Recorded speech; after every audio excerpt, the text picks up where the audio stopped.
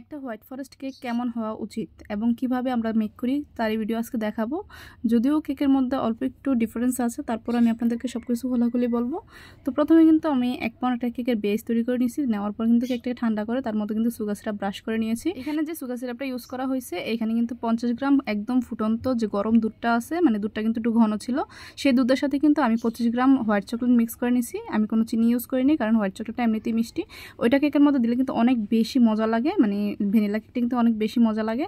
তার উপরে আমি অল্প একটু ক্রিম দিছি। ক্রিমের মধ্যে কিন্তু আমরা সবসময় একটু বেশি পরিমাণে গুঁড়া দুধ ইউজ করি, এতে করে কিন্তু ক্রিমের টেস্ট অনেক বেশি ভালো আসে।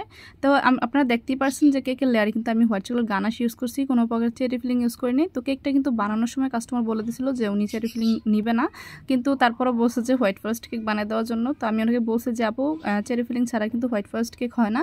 তারপর উনি বলছে যে হ্যাঁ ঠিক আছে দিয়েন না, বাচ্চারা এটা পছন্দ করে না। তো আসলে কাস্টমারের সাথে কথা বলে নিলে কিন্তু অনেক সময় অনেক কিছু সুন্দরভাবে করা যায়। তো আমি যদি ওনাকে জিজ্ঞেস না করে যদি চেরি ফিলিংটা দিয়ে দিতাম তাহলে কিন্তু অবশ্যই কেকের মধ্যে কমপ্লেন আসতো। তো যাই হোক, আমি আগে বলে নিছি। তো এখন আমি কেকটাকে ক্রাম কোট করে তারপর হচ্ছে ফাইনাল কোট করে নিয়েছিলাম। কেকটা আমার খুব ইমার্জেন্সি অর্ডার আসছিল, তো আমার তাড়াহুড়া করে বানাতে হচ্ছিল, যার জন্য কিন্তু এখানে ফিনিশিংটাও খুব ভালো করে আমি দিতে চাচ্ছিলাম না, কারণ এখানে আমার সময় ওয়েস্ট করার কোনো প্রয়োজন নেই। এমনিতেই আমি কেকের মধ্যে যে ডিজাইন করব, এখানে কিন্তু কেকের যে মানে ফুল যে বডিটা আছে এটা কিন্তু দেখা যাবে না। আর এখানে কাস্টমার বলছিল ক্রিমের পরিমাণটা একটু কম রাখার জন্য, যার জন্য আমি এখানে খুব বেশি চাপাচাপি করিনি। তো যাই হোক, এখানে ফিনিশিং দেওয়ার পর দেখতে পাচ্ছেন যে সাইডে কিছু অংশ দেখা যাচ্ছে কেকের, তো এটা কিন্তু হোয়াইট চকলেট দিয়ে কভার করে দিব।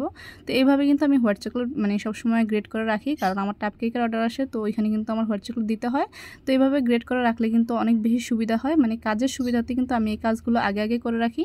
আর ওপরে একটা 1M নজেল দিয়ে তারপর হচ্ছে আমি কিন্তু ঘুরিয়ে ঘুরিয়ে রোজেট করে নিচ্ছিলাম। আর যে হোয়াইট চকলেটটা আছে ওইটা আমি কেকের সাইডে দিয়ে দিলাম। তো আসলে দেখেন, হাত দিয়ে কাজ করা আর হচ্ছে অন্যান্য কিছু দিয়ে কাজ করার মধ্যে কতটা ডিফারেন্স। তো আমরা কিন্তু সবসময় হাত ক্লিন করে নিই, তো আপনারা আসলে অনেকেই বুঝতে চান না। ভিডিওতে 64+ কমেন্ট আসছে শুধু একই কথা যে হ্যান্ড গ্লাভস কোথায়। তো আসলে আপনারা যে হ্যান্ড গ্লাভস নিয়ে এত বেশি ঝামেলা করতেছেন, কেন করতেছেন? বাসায় যেহেতু আপনারা হেলদি ফুড খাচ্ছেন হ্যান্ড গ্লাভস ছাড়া, তাহলে আমরা কেন বানাতে পারবো না? তার মধ্যে আমি কালকে একটা ভিডিও দেখলাম যেখানে মাওয়াঘাটের ইলিশ ভর্তা বানানো হচ্ছে, অনেক বড় একটা রেস্টুরেন্ট, এটার নাম হচ্ছে ইলিশ বাড়ি না কি যেন একটা নাম ছিল।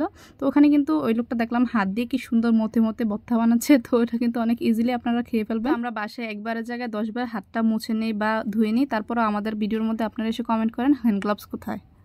আপনাদের এই কমেন্টগুলো শুনলে আমার কাছে কিন্তু একদমই খারাপ লাগে না, আমার কাছে খুবই বেশি হাসি পায় যে আপনারা এগুলো কিভাবে বলেন। কথা বলতে বলতে আমি আমার কেকটা ডেকোরেশন কমপ্লিট করে ফেললাম। তো আপনারা যদি অরিজিনাল হোয়াইট ফরেস্ট কেকটা ডেকোরেশন মানে করতে চান তাহলে কিন্তু অবশ্যই ভিতরে চেরি ফিলিং ইউজ করবেন।